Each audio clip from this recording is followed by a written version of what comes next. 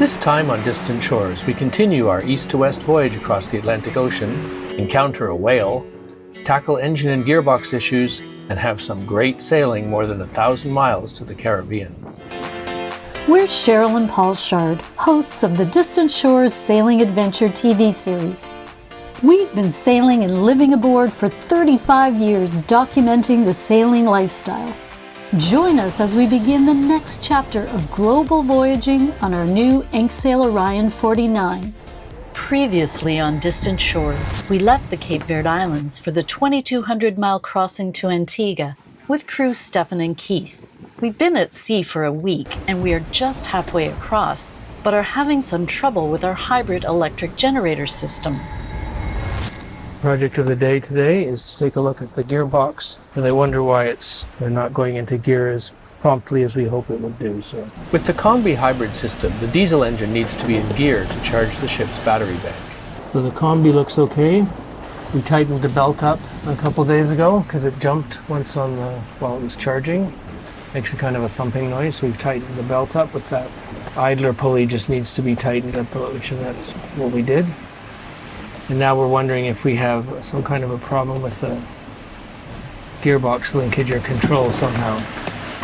So the tension of the belt seems pretty good. This idler wheel we can tighten up to increase the tension on it if we need to, because it takes a lot of load if you're going to be generating 6 kilowatts of power out of this. And then this is the shift linkage for the gearbox, putting it in gear, and we're having trouble getting it to go into forward gear. So I'll trace this back to the shifter box, which is right back here. Kind of a rolly day to be kind of a rolly day to be doing this, but It's gotta be done. It's got to be done. I'll pull up the other floorboard and we'll take a look down there and see the other end of the gear shift linkage. Neutral. Seems to work, subject to being, as you say, adjusted. So we're going to do another test. Put the floorboard back down here, because this shifter box is working fine, it looks like. Selected. And then reverse. Reverse. Okay. So put it back into neutral. Neutral. Neutral. Yep, and then forward. Forward. There's a proximity sensor. You see the wire there? Yes, There's that's for the combi. And that's how the combi knows it's in neutral. Right. And if it's in neutral, it will do certain functions, and if it's not in neutral, it will do other functions. That's what he's doing. So that seems okay. Yeah. So now we're going to just try to start the engine. So Stefan can start the motor. Okay, can you start And he'll- the motor, please? He'll stop starting it when you tell him to stop, right? Okay, ready? Yep.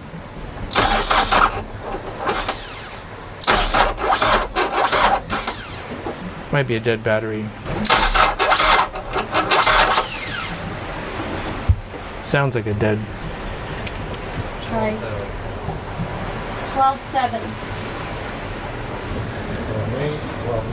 12-9. 13. Nope. Didn't work. Nearly. Okay, stop. So the shifter's working, but the engine is cranking very slowly, as if the battery voltage was low. But the voltage is good. Meanwhile, the wind is pushing us along well, and we're making miles toward the Caribbean. We're fine for the night. We'll check the starter battery in the morning. We've been sailing wing and wing, meaning that our two head sails are pulled out on either side like goose wings, since we left Cape Verde over a week ago. The sails are held out by our two Selden downwind poles, which are made from carbon fiber and are extremely lightweight, but very strong. With the constant trade winds, we haven't had to adjust the sails in all that time, but check for any chafing of lines and sheets regularly, making small tweaks to prevent this.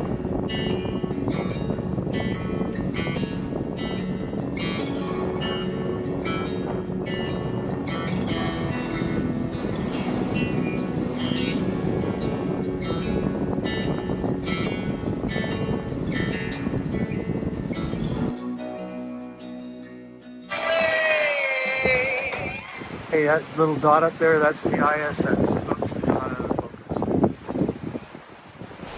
Wow, that's fantastic. That was the International Space Station flying right over our masthead. It was just before sunrise, so we were still in the dark, but the ISS is already in the sun because it's 220 kilometers above the surface of the planet. So it just had the best look. It was so bright, so fantastic. We're still way over 1,000 miles to land, and there was another little 8 or 9 people just went overhead, just 200 kilometers away. That's very cool.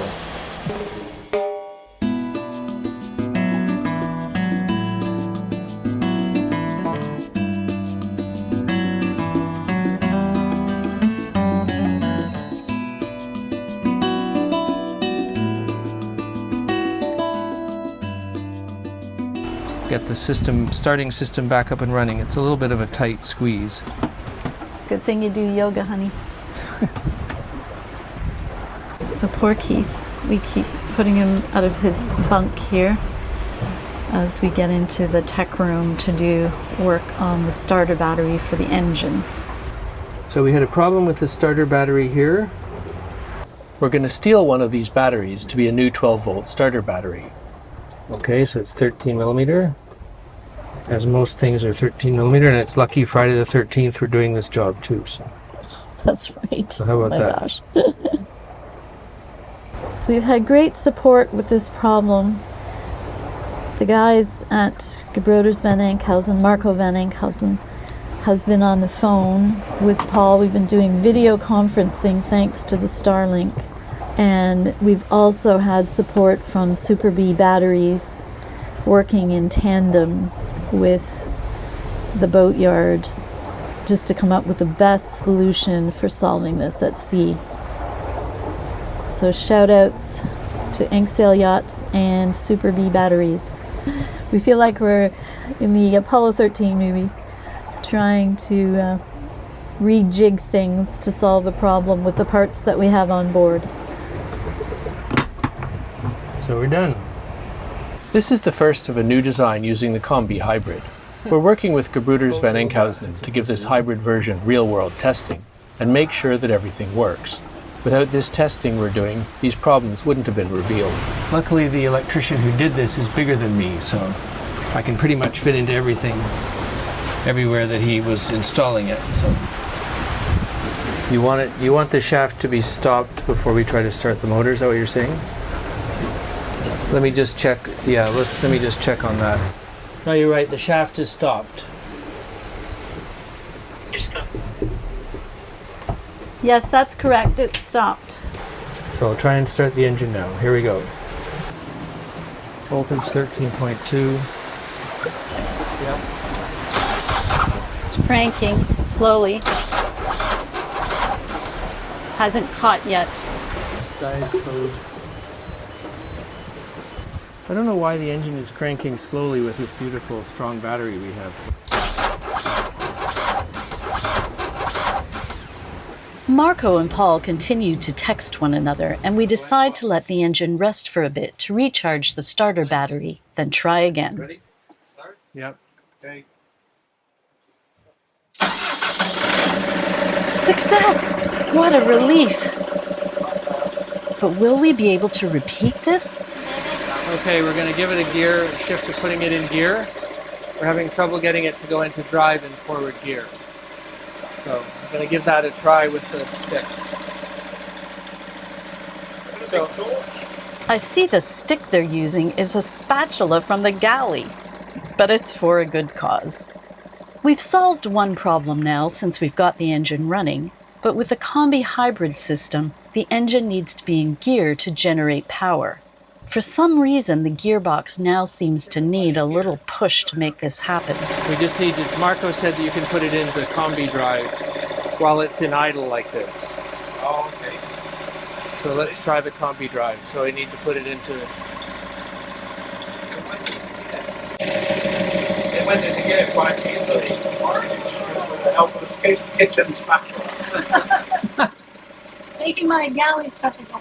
I'm taking the galley stuff again. It went into gear quite easily using the kitchen spatula. Well, Again. What tradition. I think we should get this framed. In the Distant Shores Hall of Fame. Do we need to rev it? Or? Well, we should rev it up a little bit to get it a nice level for... Things are working for the moment, but we're going to cut back on power usage in case we have further difficulties. And then we get a rainbow. What a treat and a fine finale to getting the engine running. But the rainbow is not the only thing we'll see today. Oh, well, we were all out in the cockpit this afternoon, and Paul spotted a large whale. And it looks like it's a fin whale. He's been with us for about half an hour now, just coasting along behind us and up beside the boat. He's surfing in the waves and enjoying the day like we are. Both minke whales and fin whales have a small fin on their back, and both are baleen whales, meaning they don't have teeth, using baleen plates to sieve plankton out of the water. Fin whales are enormous, at up to 80 feet long, so this might be a minke whale, which grow up to 35 feet. What a great job we have to be testing this new technology while watching whales. He was a little shy of the boat at first, but gradually he's been getting closer. And he's come up a couple of times to breathe, so we've seen his face. And we all got a good look at each other. I think he's as curious about us as we are as him. Oh, wow.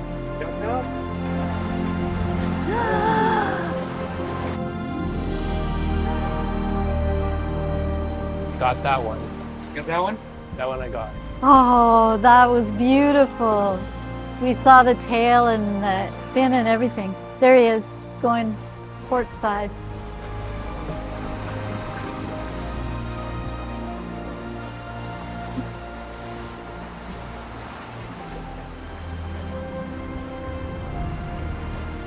Right behind you, Cher.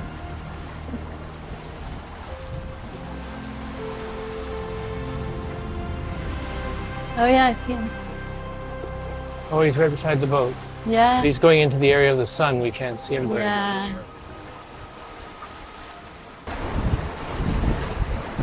Oh, wow. Got that? I don't know, maybe.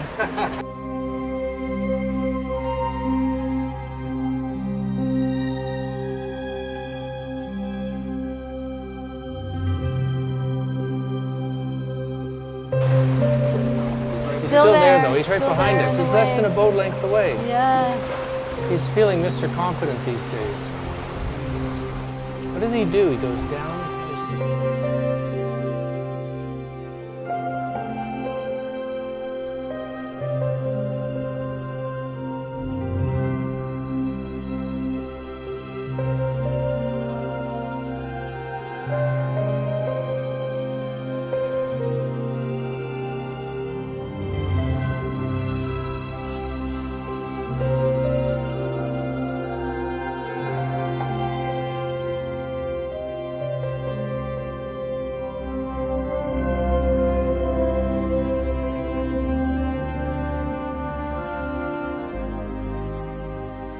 We're still having problems that the transmission won't reliably go into forward gear, and we need that for the hybrid system to generate power. So we've had a couple of days where we've been really watching our power and just keeping everything minimal. So Keith is doing a shrimp carbonara combo tonight. What's your alarm for there? Just a wind shift, was it? Just a wind shift, yeah. We're getting some squalls, and we've been using the Doppler radar to track them, practicing reefing. So lots going on today.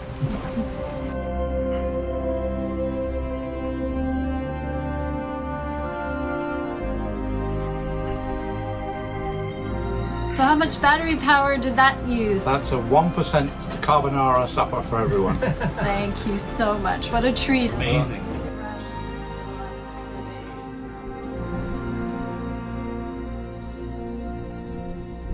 We still have more than 600 miles, perhaps 4 days, of this gorgeous downwind sailing until we arrive in Antigua. But will we be able to get the engine started again to keep the batteries topped up and to safely get into port? Stay tuned for the next episode of Distant Shores to find out.